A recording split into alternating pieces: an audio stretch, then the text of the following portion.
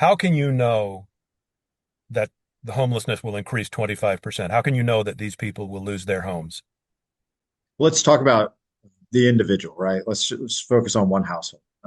So any one of those households with 4,300 residents, by the way, over almost 2,000 kids, any one of those households, they're getting a check today that pays their rent for them.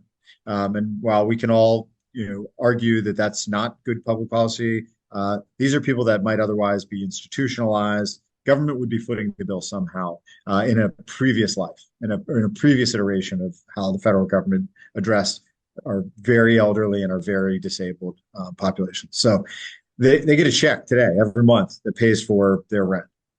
And that's permanent supportive housing. They also have funding that provides the supportive services. So within the next 6 months, what's going to happen is those checks are going to stop. These aren't people that are, lazy. They're not failing to choose to work. They don't have the ability to be in the workplace. They don't have the option. And so these folks will have no other option. Sure, some might be able to find family members to move in. Some might find, a local government that creates a new program, but with taxpayer money. There's going to be solutions for some of these folks, but they will be, one, limited because resources are limited.